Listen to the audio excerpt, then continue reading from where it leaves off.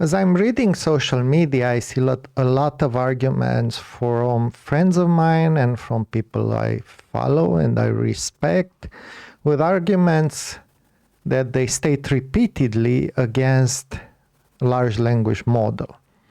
They describe how these models were trained on stolen data, they are costing jobs, they are moving power in the hands of a few billionaires.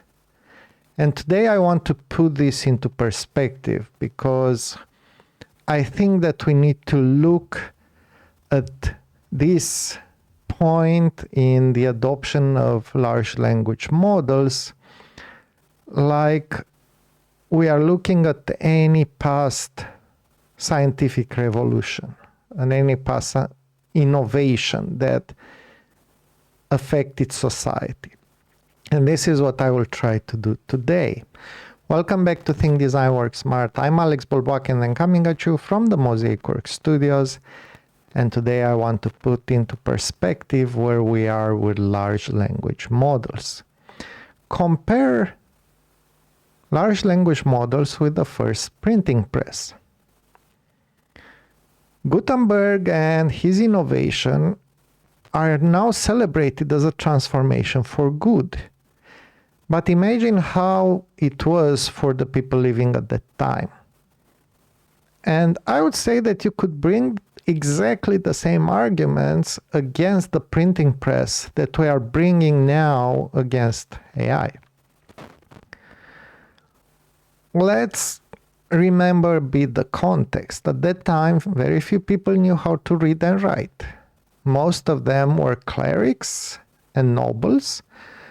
Some of them were trained in universities due to various other circumstances, but most were clerics and nobles. Books were written by hand and copied by hand, mostly by monks and by scribes, people who had this job of writing things down and of copying things. And those scribes were hired by kings and by higher level nobles who were able to pay them, or at least to give them what was necessary for their lives, for their livelihood. This only meant that only certain books could be multiplied because the kings and the clerics, they didn't have interest in, copying anything or everything. In fact, there were books that we know were not published by that, and were books that would not have been copied by these types of scribes unless we got to the printing press. Okay, so this is where we are, and now the printing press appears. And what are the arguments we could bring against it? First, it will remove a lot of scribe jobs. Right? Of course, because scribes were copying manuscripts. So now if you have the printing press, you can print them and multiply them very quickly, or at least much quicker, and with fewer errors. So you don't have jobs for scribes now. This is a hit for a bunch of people. Then who has the power? Well, the power balance changes because the people who have a printing press can decide what to print. And this was until now a privilege of nobles, kings, and clerics. But now the people who have the printing press can do that. So we are having a new class of publishers who decide what to print and what not to print. And because the printing presses are expensive, what means is that the people who can have printing presses, they are rich. So we are moving power into the hands of rich people.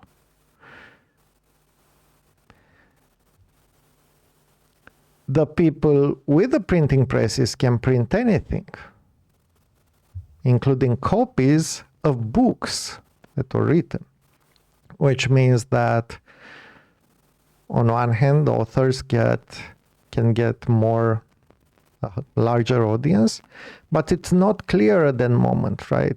Do you want your book to be copied? Do you want it to be published for everyone to read it? Maybe you just wrote it for a bunch of people and you don't want it to be published for a lot of them. Because remember, as an author, you had that option back then.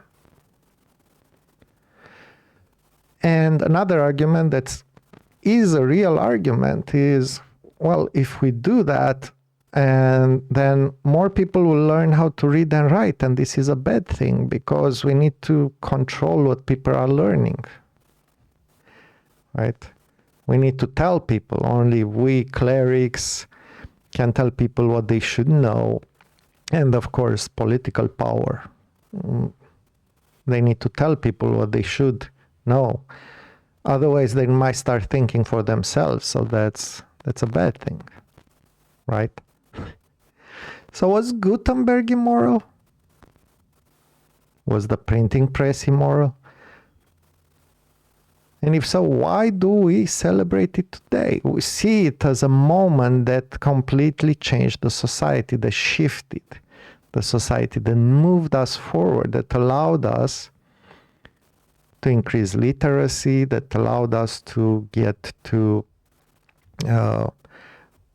reform religion, that got us eventually to enlightenment and so on. So a lot of good things came from here, but it seems like it was immoral at that time. And I would argue that this is what happens with every societal changing innovation. And what happened afterwards? They sorted it out, right? Because we know now we have a few rules that are in place. And we may agree or not with them. They may need to be adjusted, but at least we have some rules. We know how things are.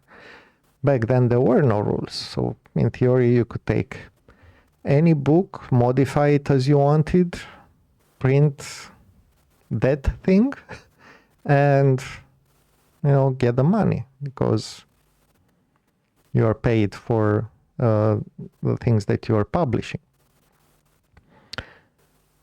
And the way these things were sorted was like anything in society, was messy, empirical, and it took time. Eventually, the Brits came up with the idea of copyright laws, which sorted out who is allowed to publish, what are you allowed to publish, and it wasn't perfect from the beginning. It was modified, and it's not perfect now, but this is how societies work.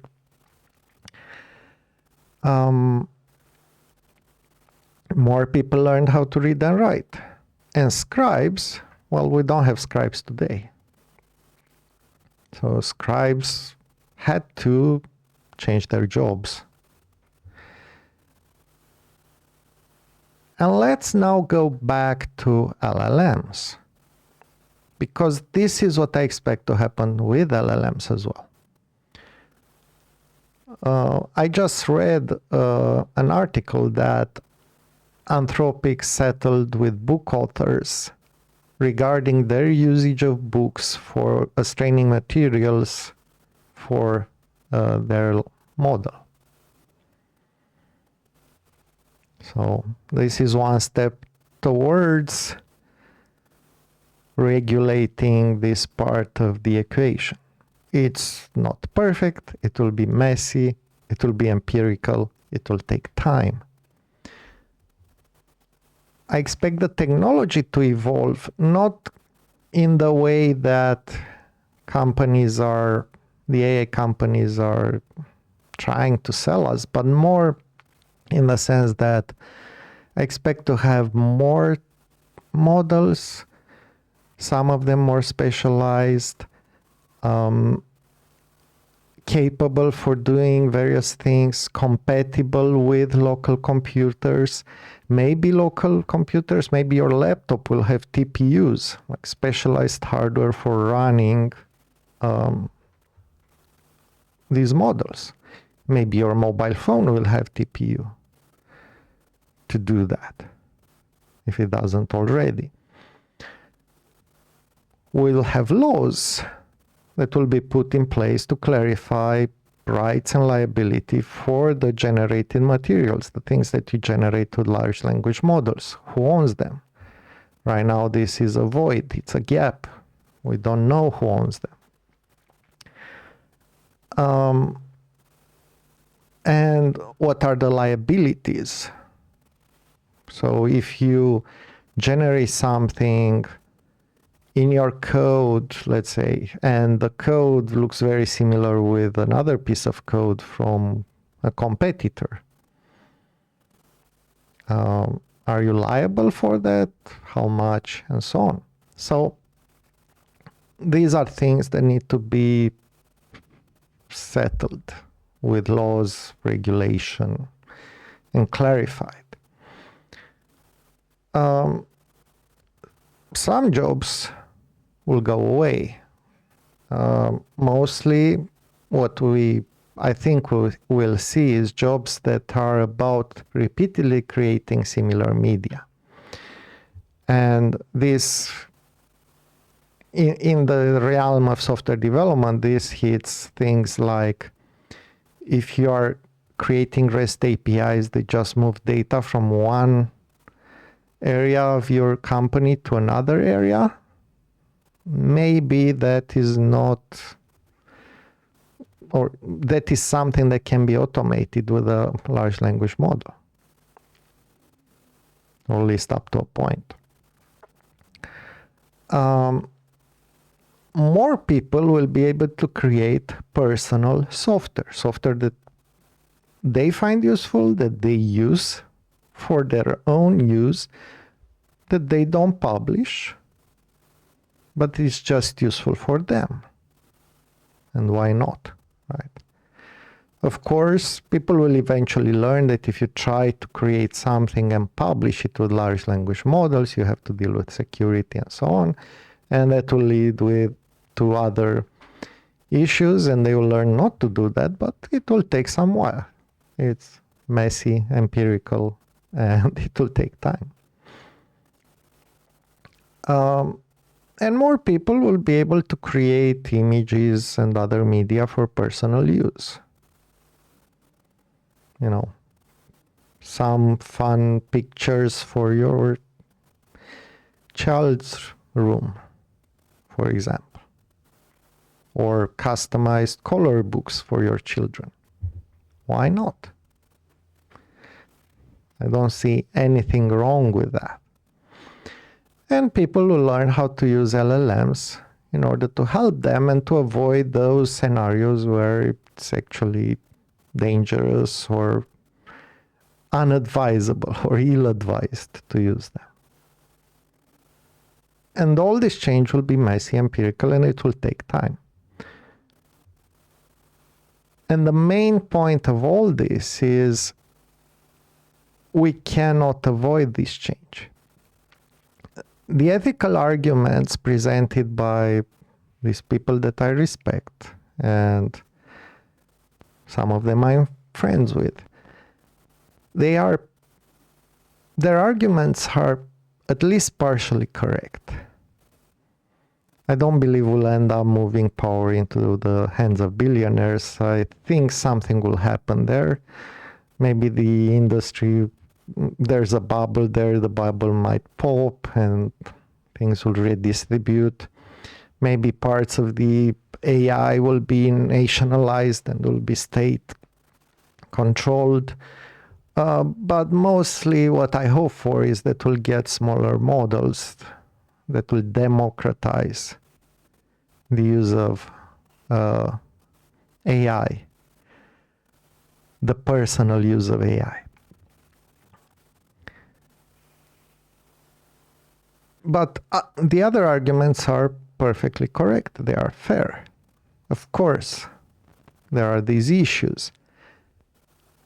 And the same arguments were correct and fair when the printing press was invented. And they didn't matter. They don't matter right now. When we look back at the printing press, we see a momentous change, something that was really cool, really good. In a century, we might see these years as the years of magnificent innovation that moved the world forward. Of course, if we manage to do and to navigate this the right way, but I trust humanity. So I have a lot of hope that we'll end up in a good place. But what do you think?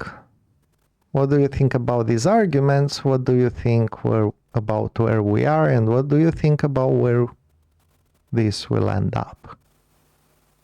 Let us know in the comments. Thank you kindly for the view, and until next time, remember to think, design, and work smart. See you next Saturday.